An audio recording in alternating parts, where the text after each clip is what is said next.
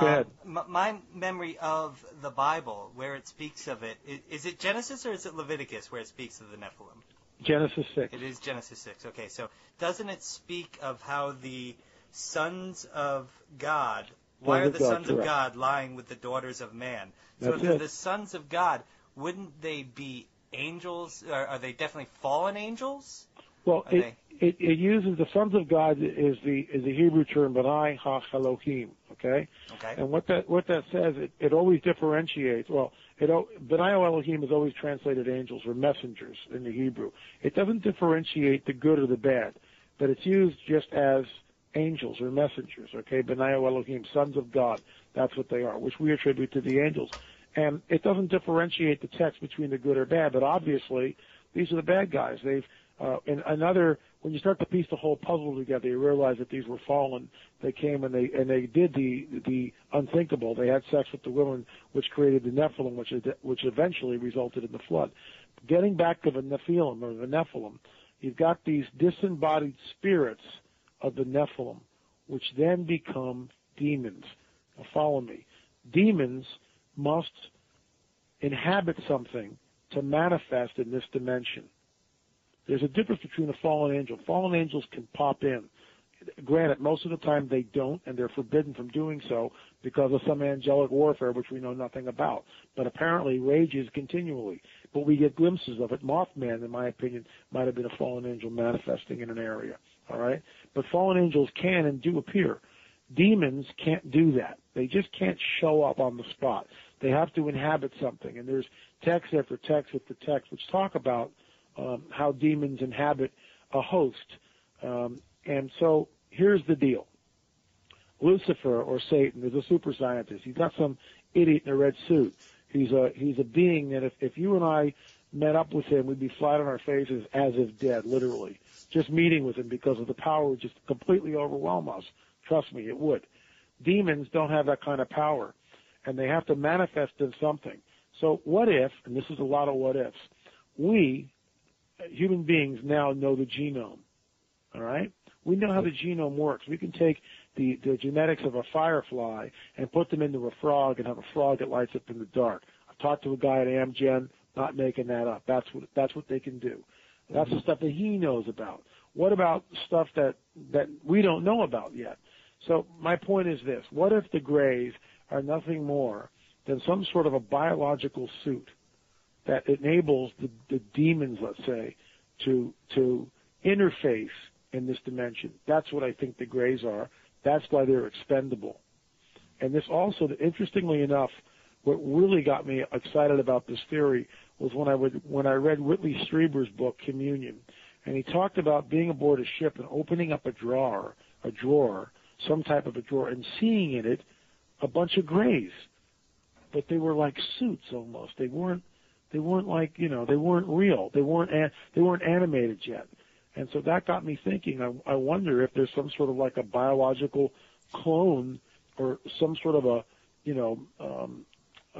a body, if you will, that these demons, disembodied spirits of a Nephilim, can interface, inhabit, and then, of course, move about in this three-dimensional time-space continuum.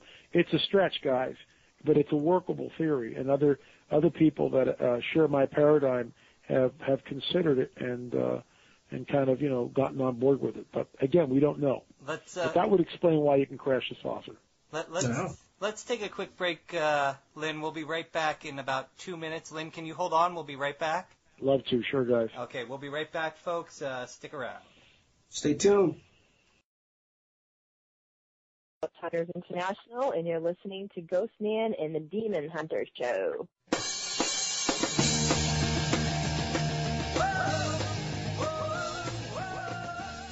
And we're back, and we're here with Sean. You still there? Yeah, coming in real light, though. You're coming in real light, but we are back in studio live, and we have Lynn.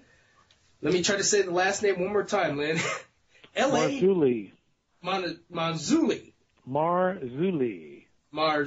Before I said Manzulli. Marzulli, guys, and he is the author of Politics, Prophecy, and the Supernatural, and many more books that we're going to find out more about. And we're talking about UFOs and, well, I guess the possibility of UFOs being angels, fallen angels. Mm-hmm. That's what we've been talking about. And I know you've worked with so many things. We've covered the lights, the Phoenix lights. What about the story that we talked before the show about the pilot chasing the UFOs?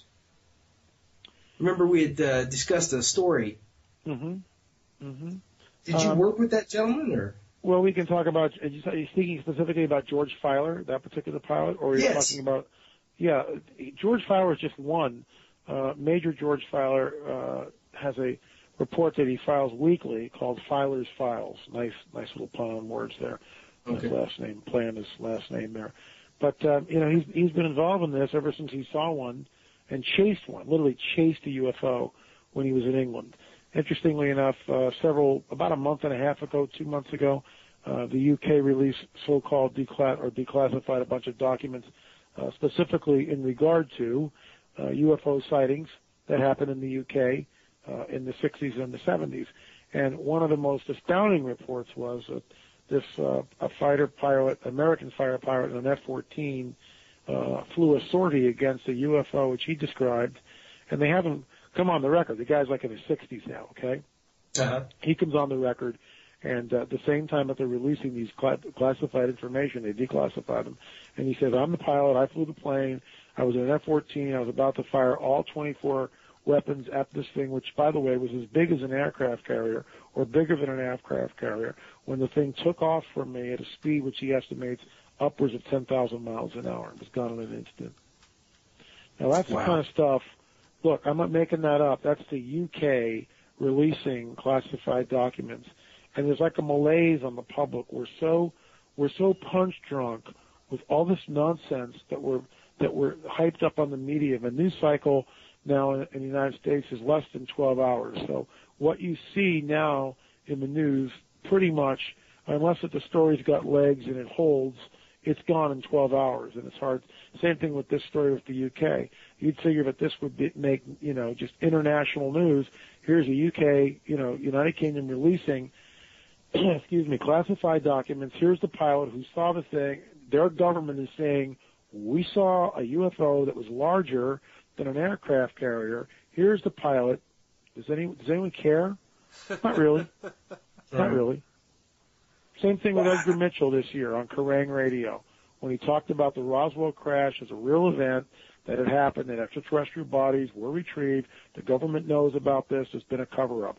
Same thing with the Stevensville lights. When Larry King, in the beginning of the year, I think it was in February, had George Norrie and who else was on that show? Dr. Jesse Marcel from Roswell. Stanton Friedman was on, a couple of skeptics, and then they had the crew of people that saw the Stevensville lights. They also had Fife Symington, and Fife Symington was the governor of Phoenix, or Arizona, I should say, at the time of the Phoenix lights in 97. Well, good old Fife Symington, who held a press conference in 97, and laughed it up and made a real farce of the whole thing, and had one of his aides dressed up as an alien and come in for a press conference so everyone could laugh at it, right? Right. Ridicule. On the Larry King live show 10 years later, good old Fife Symington, and my hat is off to the man for his courage and forthrightness in correcting the record. He apologizes to his former constituents saying that, I was there in Phoenix. I saw the ship, and it was not of this world. National television. Do people care? You start connecting these dots. That's the whole point of my book, the new book, The Alien Interviews, because you examine what it's really for is a person who's going, what is all this UFO stuff? Pick up the book. It's $6. It's interactive right on your computer. You can hop to websites. You make up your own mind. But the research is there. The interviews are there with people from all across the board. And you know what? Either all these people are absolutely stark raving lunatics, or we're looking at a phenomenon. And that's why there's like over 6 people who have MDs. I mean, it's not some farmer out in the field. Dr. Lynn, Dr. Jesse Marcel, Dr. Roger Lear, Major George Filer. I mean, they're all really, and then I've got some witnesses like Lynn Dickey, who's just a person who was an alien contactee and was that way for years and actually communicated with these so-called entities and beings and realized very recently, actually, that they were malevolent and just fled, just was terrified when she realized what she was dealing with.